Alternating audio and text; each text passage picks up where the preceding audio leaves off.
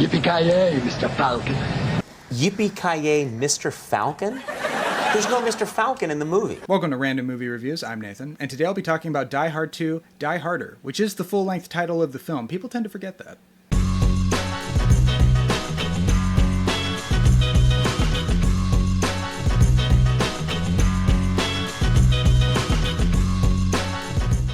So the first Die Hard film is, without a doubt, a certified cinematic classic, one that is often regarded by many action aficionados, including myself, to be one of, if not the greatest action movie of all time. And because the film takes place on Christmas Eve, it has become a tradition for many people out there, including myself, to watch this movie every year, also on Christmas Eve. It's a tradition that I rarely ever break and one that I always look forward to.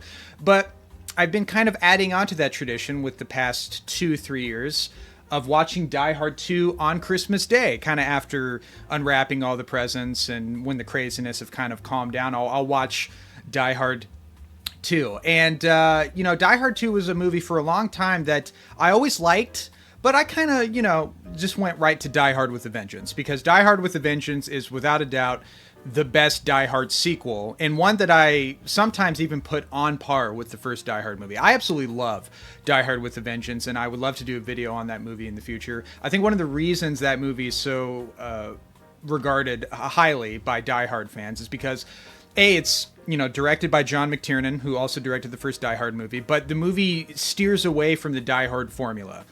And the Die Hard formula is one that many action movies have emulated after the success of Die Hard. Die Hard 2 included, which we'll get into that. But for example, there were a ton of movies that came out in the 90s in particular that took from the Die Hard formula. There's movies like Speed and Cliffhanger, just so I can show off my steelbooks of both these movies. Absolutely love these movies. Of course, Die Hard 2 director Renny Harlin also directed Cliffhanger. I think this is the movie he made right after Die Hard 2, actually, this is Die Hard on a Mountain, and this is Die Hard on a Bus. And then, of course, you have movies like Under Siege with Steven Seagal, Die Hard on a Boat. Does anyone remember the film Sudden Death with Jean-Claude Van Damme? Not a very good movie, but one that I kind of have a soft spot for, which is Die Hard in a Hockey Stadium. And then there were a bunch of Die Hard on a Plane movies. There was Air Force One, Passenger 57, I want to say, with Wesley Snipes, 57. I think that's the right number. Executive Decision. So yeah, the formula being, action that takes place in a very specific location, and it takes place in that location for the entirety of the movie. A siege film is what it would be called. And there were a lot of movies that took from that Die Hard formula because it is a great winning formula. And one of the movies that takes from that formula, again, is Die Hard 2. And I think that's one of the reasons why this movie gets overlooked, because Die Hard 2 kind of falls into the lazy sequel category in terms of the premise, you could argue, in that it just takes the same exact plot structure and same pacing, almost same everything from the first Die Hard. I mean, think about it. So this is Die Hard, but it's in an airport. John McClane once again has to stop these terrorists. In the first Die Hard, they're labeled as terrorists, but we find out later they're just bank robbers. In this one, they're not terrorists per se. I mean, they're mercenaries, and they have to get a military general, General Esperanza. They're tasked with breaking him out of this prison transport. He's getting taken by his government on a plane, and he's hired these mercenaries to intercept that. And crazy things happen as a result, but it all takes place in one specific location. It all takes place at this airport in Washington, D.C. Once again, just like in the first movie, John McClane's wife, Holly, is taken hostage in this time in an airplane because of these terrorist actions. Once again, John McClane is going head to head with a dickhead cop. In the first Die Hard movie, it's the principal from Breakfast Club, and in this one, it is Captain Lorenzo, who is basically just the same type of character to the Breakfast Club principal in the first Die Hard movie, where he's just giving McClane a hard time, being a dick. And he's in the movie a lot more than the other guy in the first movie, so I think he's even more grating. But he's a fun character to watch, and he has one of my favorite line deliveries in this movie. It's time to kick ass. This also takes place on Christmas Eve. We got the dickhead reporter. He's back again. He's on the plane with Holly. Officer Powell, he comes back. As far as the structure goes, as far as the pacing goes, Die Hard 2 is almost beat for beat the same as Die Hard 1. Just a little differences here and there in terms of the plot, in terms of the location, but it's pretty much the same movie. Even John McClane's character acknowledges this in the film. How could the same shit happen to the same guy twice? But does that make it inherently a bad movie?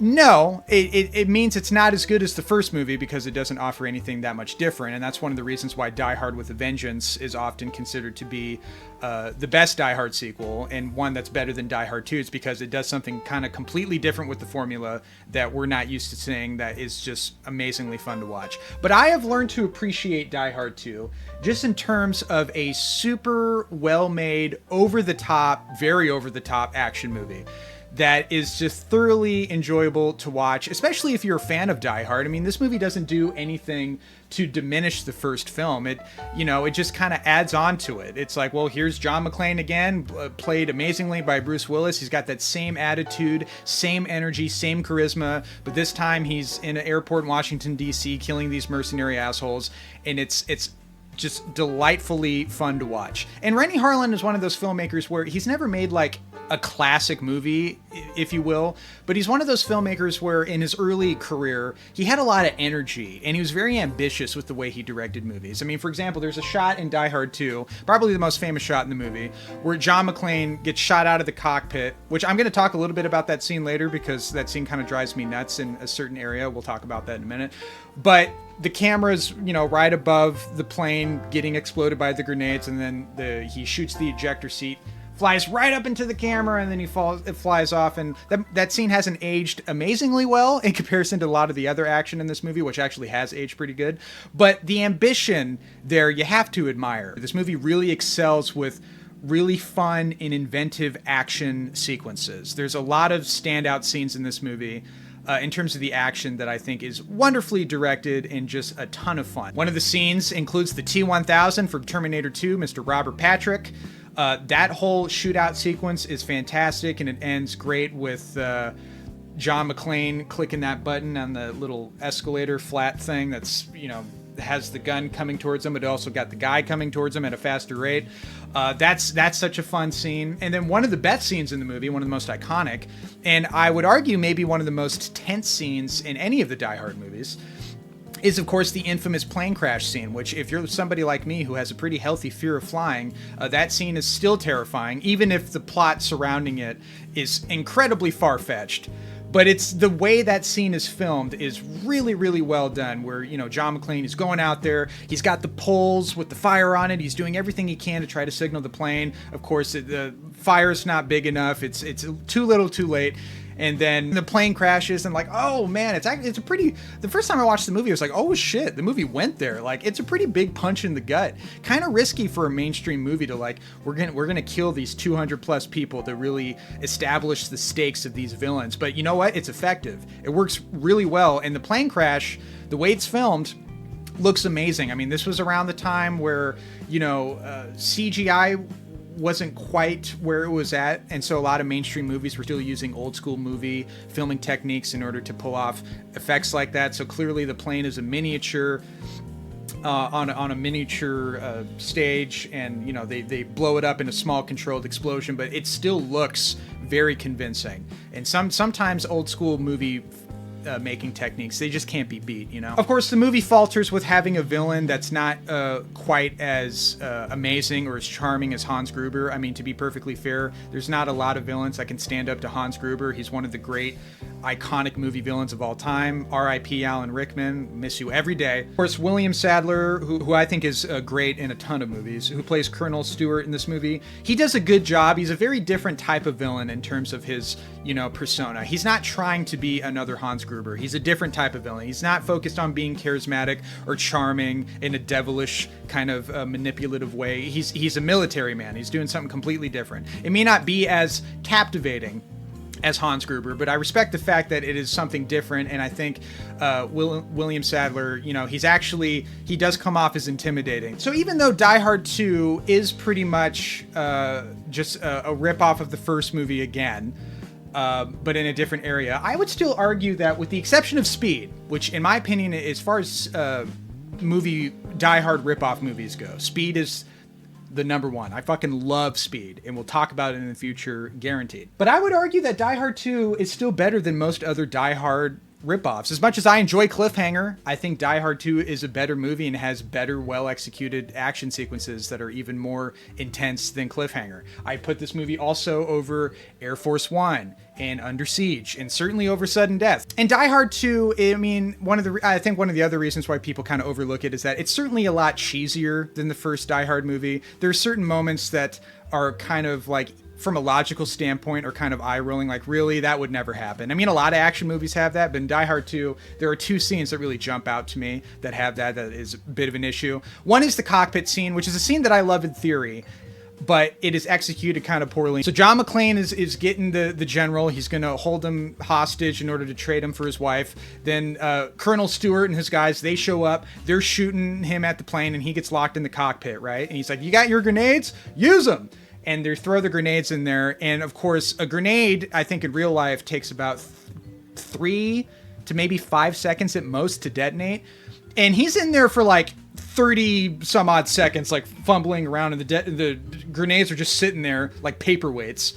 And there's one easy way to fix that scene. There's a very easy change to make that scene more convincing, where he's getting shot at and he's looking around to see where he can escape, and then he sees the ejector seat. And then that's when you have the actor go, do we have grenades? And he's like, oh my God, they're going to throw grenades in the cockpit. Just make John McClane a little bit more aware of the grenades before they go in there. That way, when he's in the ejector seat and he's strapping himself in, the grenade comes in and he looks at it, then he pulls it, and it's like, there you go. That's all you need to fix the scene. And then the ending gets pretty outrageous, where he falls off the plane, says, yippee-ki-yay, Mr. Falcon. That's the greatest TV edit of all time. And, you know, he let go of the fuel thing, so the fuel is creating a trail, and he lights it. And by the way, it's not easy to light plane fuel, especially when you're covered in snow, and it would not travel as fast as it does in the movie to blow up the plane. But you know what? Who cares? Because it's awesome. So Die Hard 2, I mean, it's a little bit sillier, it's a little bit more over the top than the first Die Hard, but it's still a fun time. And my argument is, why watch one Die Hard movie during the Christmas season when you can watch two? Anyway, guys, that's my thoughts on Die Hard 2. It's a movie that I've grown to really appreciate and enjoy, even if it's not as good as Die Hard or Die Hard with a Vengeance. I still have a fun-ass time watching this movie. But I want to hear your guys' thoughts on this film. Do you agree? Do you disagree? Let me know in the comments below. And as always, thank you guys for watching.